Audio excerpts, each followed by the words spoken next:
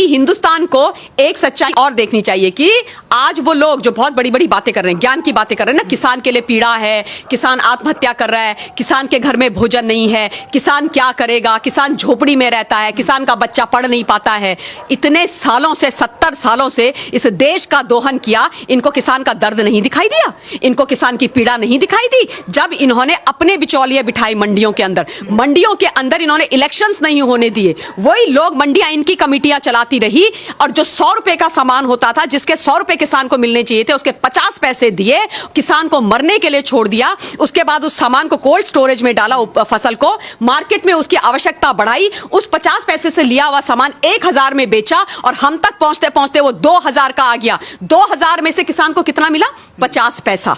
50 पैसा। इन लोगों की बदौलत, ये बिचौलिए जो बैठे हुए हैं और इनके जो राजनीतिक आका बैठे हुए, उन लोगों की बदौलत, और जो आज सड़कों में खड़े होकर के चिल्ला रहे हैं, इसी बात का दर्द है, इसी बात का दर्द है। तब इनको किसानों की चिंता नहीं हुई। एक और बात बोलती हूं, 2004 से 2014 तक ये पता कीजिए हिंदुस्तान के इस हिंदुस्तान के हमारे किसानी कृषि मंत्री कौन थे? मैं बता देती हूं नाम, शरद पवार जी थे। और अब आप एक काम कीजिएगा, मैं ये डेटा मैं आपको नहीं बताऊंगी, आप 2004 टू 2014 तक ये निकालना कि कितने किसानों ने हिंदुस्तान के अंदर आत्महत्या करी, किस पूरे देश के अंदर और राज्यों के अंदर और खासतौर पे महाराष्ट्र के अंदर।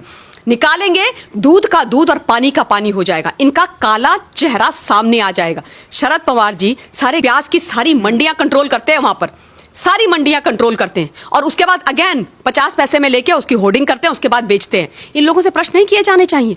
ये लोग जिम्मेदार नहीं है? कितनी आत्महत्याएं हुई हैं किसानों की महाराष्ट्र के अंदर, सुशील, ये तो सारा विश्व जानता है, ये केवल हिंदुस्तान की बात नहीं है। देश के अंदर कितनी आत्महत्याएं हुई इस पीरियड के अंदर? कहां थे ये लोग? कहां थे? क्यों किसानों के लिए खड़े नहीं हुए? क्यों किसानों के लिए बिल नहीं बनाए? क्यों किसानों के लिए रिफॉर्म क्यों नहीं हुए? क्यों किसानों की चिंता नहीं करी? क्यों नहीं करी? और आज एक प्रधानमंत्री, एक चाय बेचने वाले के बेटे ने जब इस देश में गरीबों के साथ, किसानों के साथ खड़ा होना शुरू करा, तो इनके दिलों के अंदर दर्द होने लग गया, इनको तकलीफ होने लग गई, और ये बिलों से बाहर निकल करके तो ऐसे आ रहे हैं जैसे पता नहीं क्या हो गया, क्योंकि इनके जो जहरीले फन है ना, वो कुचले जा रहे हैं। इसलिए तकलीफ है। आज किसान को जब उसका हक देने की बात आई है, तो किसान को तुम बरगलाओगे? खालिस्तानी बिठा दिए हैं भाई। सोचिए आप, सबसे पहले शुरुआत ही हुई थी खालिस्तानी, वो आकर के इस आंदोलन में बैठ गए।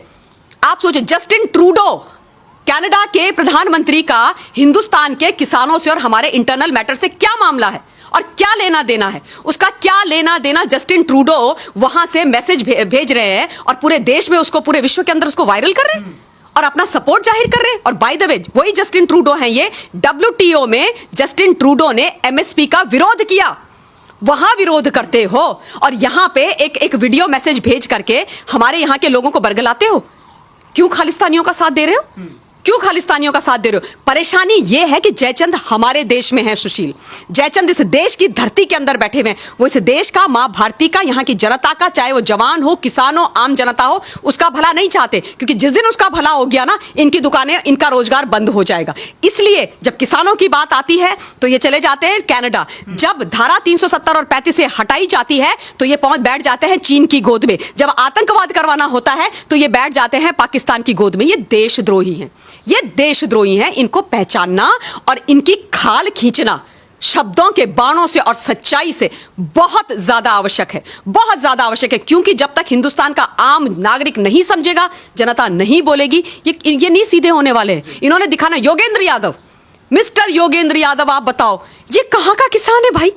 मैंने तो आज तक इनको, मतलब आप पूछिए इनसे पूछिए कि इनकी कितनी बीघा जमीन है, इनको पूछिए बीघा होता क्या है, पूछिए आप इनसे, अंग्रेजी बोलते हैं एलीट, इनसे पूछिए बीघा क्या होता है, कितनी बीघा जमीन है आपकी, पूछो आप, और कहां पर है, और कितने आपके यहाँ कितनी मतलब कभी आपने की है, कभी कोई रोपाई वोपाई की है कभी गांव में जाकर के? फसलों के आपको पता है कौन से सीजन में कौन सी फसल होती है?